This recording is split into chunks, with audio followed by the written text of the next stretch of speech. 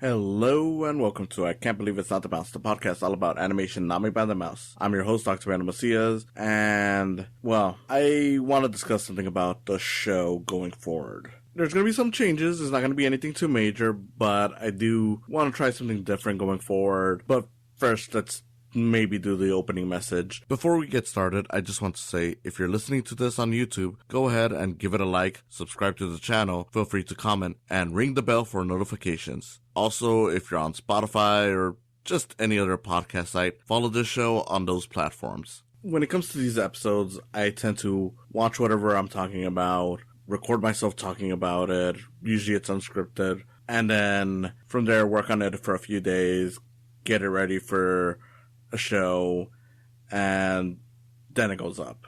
I usually do these ahead of time just so I can constantly churn out weekly episodes, but the problem is I've not loved the quality enough to keep on doing it that way. Now, I'm not going to change too much of this. Sorry, I got a lot of barking. Now, I'm not going to change too much of this, but I do want to change things up a bit. Now, I'm still going to do the recording where it's not a prepared written statement, just because I do want this to be mostly just me and whoever I get as a guest reacting to whatever we're talking about. But I do want to start including things like more clips, more footage, pretty much stuff to kind of break it up a little bit more, make it a little nicer. And along the way, for some of these, not for this episode, I don't think. Along the way, I'm planning to start including more scripted stuff, just to support anything where I might have forgotten a thing or two. I've tried doing that before, but I never really stuck to it. I think I'm going to stick to that now, because I want these episodes to feel a bit better, which means that there's no guarantee that these episodes are going to be going up every week anymore going forward. I will try to get it to where, I get it done as soon as I can, but if certain episodes take a little longer, they'll go up when they go up. I'll try to keep it within the same days in terms of the podcast version and the video version, so if I get a video done, say, on Friday, it won't go up until pretty much Monday night or going into Tuesday as a podcast, and then the video goes up right after that. And the main reason being is just that I want to have more of an effort going into this going forward, just because with some of these I do feel like, okay, I'm just doing it just because I need to fill in a time slot, and it's become more draining than it is actually fulfilling. I'll still occasionally do the ones where I'm talking about shows or episodes or just general ideas, but I am going to try to be more selective on that. I want to go back to just doing movies on a more regular basis. And like I said, it's just going to be more focused on trying to make it a little nicer, make it a little better, give you more to actually enjoy. So sometimes some of these episodes might not be ready within 2 weeks. Hopefully that's as long as it takes, but sometimes it might be longer. Who knows? The goal is to just make it better, give it more effort, and hopefully improve what I am already offering you. As a result, I can't guarantee that this show will be having regular episodes for the coming future. I am planning to go on a little bit of a holiday break, just to work on some other stuff. And that's the other reason why I want to do this, is just so I can work on other stuff. And I just want to have these episodes come out as I make them, instead of having them all bunched up, to have them, ready to go for after a while. Just because, again, while it is nice to have a bunch of episodes ready to go, it is kind of draining, and I don't know, I just feel like I've already done enough, where if I take a while to get into, I could always recommend you guys to just go back to watch my original episodes, and who knows, maybe you guys could even suggest episodes that I should redo with more insight. I don't know. But that's just what I wanted to announce. For this episode, I am going to be talking about another animated film. I do think it's going to be more of a simple episode, just because I wanted to get this started with something a bit easier, see how I feel about it as I do it, and that is Bebe's Kids. Now, a lot of you probably don't know what Bebe's Kids is, and that's understandable. Mainly, I got into it Well, not get into it, but I learned what it was. And I'm gonna be honest, I don't really like admitting that I used to watch this. I watched The Nostalgia Critic. It's a thing that got me into a lot of online stuff. Not really a big fan of his stuff anymore. I know there was a whole controversy with the way he handled his work. I'm not going to get into that because that is not important to this show. All I can say is that what he did was wrong. I don't know if it's anything where it's... Look, the people who were affected by it definitely deserve to call him out for as long as they want.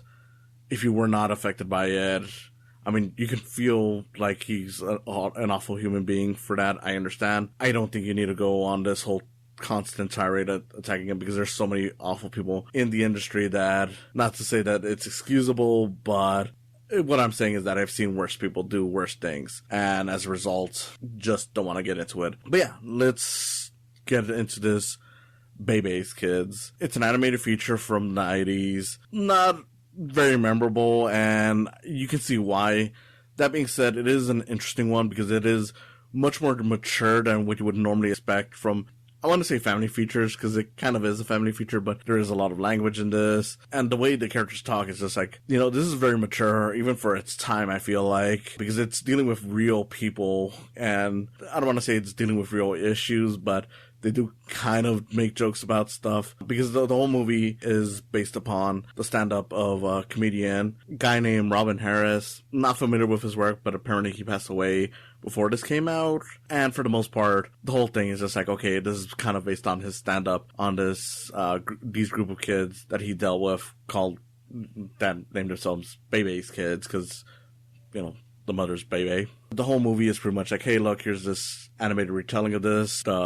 Robin Harris character, not voiced by himself. You do see his stand-up at the start of it. It's kind of awkwardly edited in. I don't know if that's a matter of this not being properly restored or anything, but it just sounded off. Point being is that he's voiced by another actor, Faison Love. Pretty much it's just him at a bar. He's retelling what exactly led him to it. He was dating this woman that he met, had a son. Well, she had a son, not him. And when he came in to take her on a date with the kid to this theme park, it turns out that she was also babysitting the kids of a friend of hers. Hence, the trio of kids we know as Bebe's Kids. Now, this is primarily made up of a cast of African-American characters and actors. This is a movie that was directed by Bruce Smith, who, if you're not familiar with his work, he created he created the Proud Family, and he's been designing for a lot of stuff over the years, a lot of stuff with Disney. He was responsible for the design for Dr. Facilier, for The Princess and the Frog. So he's been in the industry for years, and this was his big directorial effort. And for what it's worth, I will say this much. The movie is very nicely animated. You can tell that this is from the guy that would end up doing the Proud Family. The characters are very expressive, the animation is nice and smooth, and it's very funny. Like, it's kind of Looney Tunes-esque at times with the way the characters react, but it's still kind of grounded in a way. It's very nice to look at, and I would recommend the movie entirely on those merits. Now, onto the story aspect, though, we'll get to it. But for now, I will say that the animation in this is very nice. The color is very nice, even though it clearly has not been taken care of, just because this is a movie that wasn't a big hit. So obviously, studios have not focused on, restoring it all that much, which is kind of sad. I wish more movies would get the effort, even if they weren't well beloved, to be properly restored. I saw this on YouTube.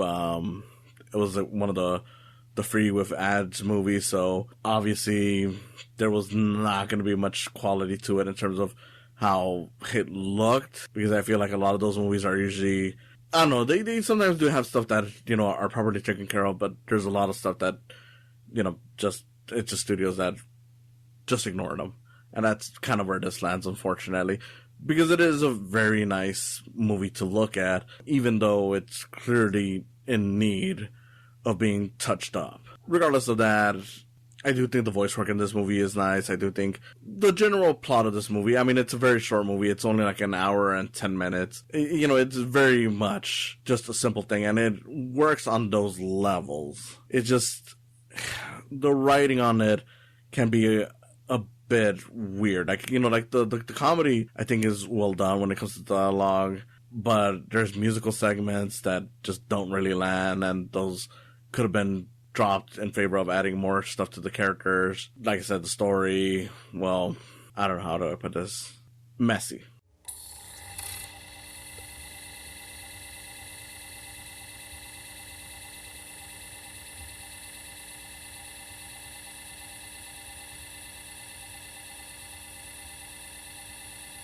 Now, I don't mind a simple plot. This is pretty much just, hey, guy takes out this girl on a date, she has a kid, so he of course tries to accommodate it based on that, and it turns out that there's even more kids that he has to take care of because she's babysitting a friend.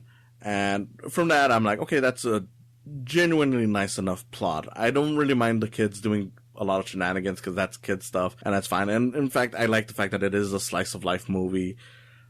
The problem is, and this is going beyond just the musical stuff not really working, the problem is that it's like, okay, so we're supposed to get this idea that Robin is going to impress the woman he's with by showing he can be a good father. And there is some bits of that where he tries to talk with her son and teach him like the value of standing up for himself. But for the most part, it's so far and few in between the movie that it never really lands all that much. And I don't even mind that, you know, towards the end of the movie, he even, it goes on this whole joke thing where he pretty much is completely fed up with the kids doing this big pirate boat hijacking thing that he just runs off. And it, you know, it's a very funny sequence. You know, I'll say that much.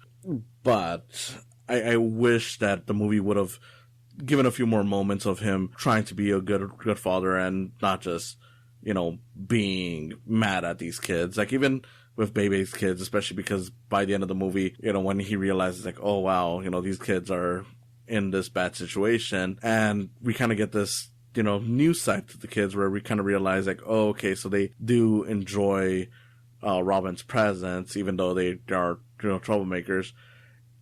You know, it doesn't land as well just because it's like, I mean, how's it going to land so well when you barely had any scenes of them actually interacting well with each other? And I do think like a scene or two showing that, you know, he can play along with them would have been nice, even if it still had some of those scenes where they're essentially ruining the day. But that kind of stuff is mostly left, you know, like ignored. Like, you know, it's just, hey, here's the shenanigans.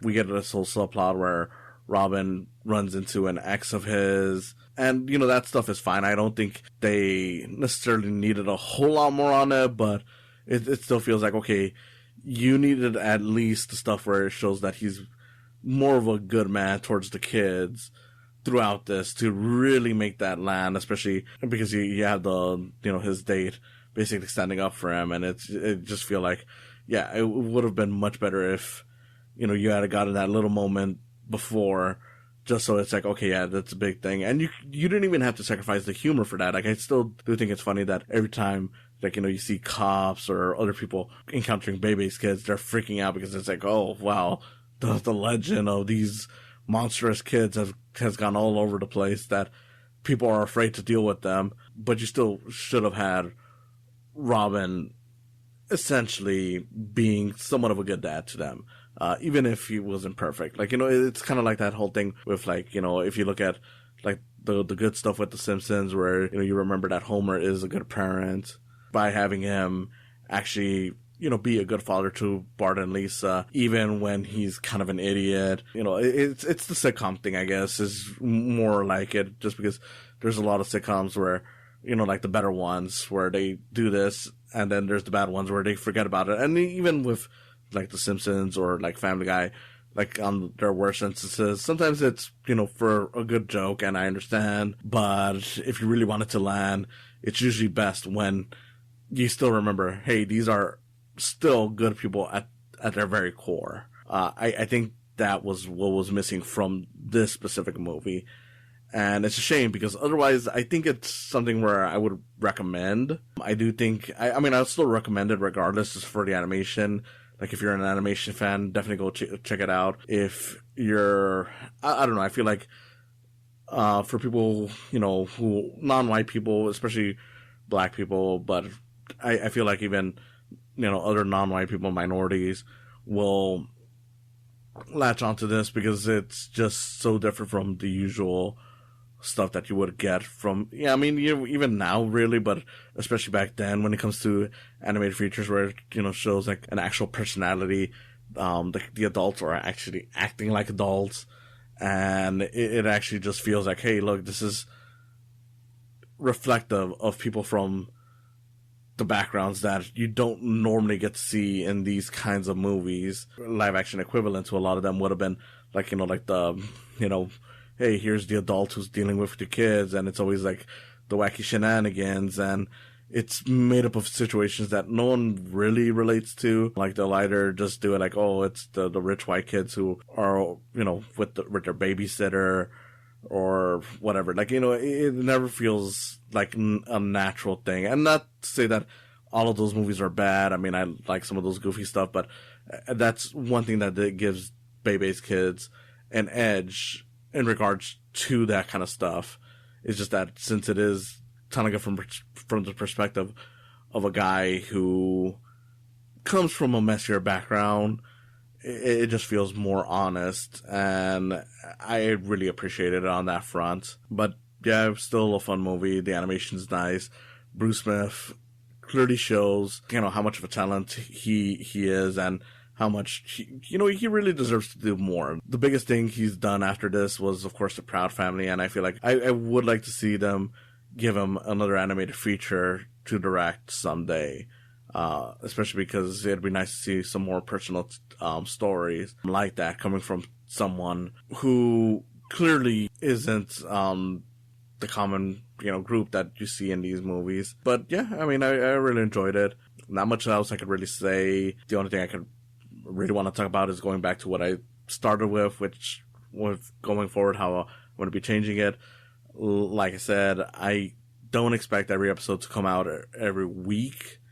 I will have gaps between them, and I do want to put more effort in these, so I do want to make it feel more like I'm trying to talk about this stuff. Who knows? I've been wanting for the longest time to have regular guests, and if you guys want me to talk to someone, if you guys want me to have someone over or anything like that, I would love to hear it out and see what I can do. And more importantly, who knows, maybe someday I will have a co-host to this show, really make things much more interesting than they already are. As is, I just want to thank every one of you who still follows me, still watches me, and I hope you continue watching me in the future. Thank you. It's animation.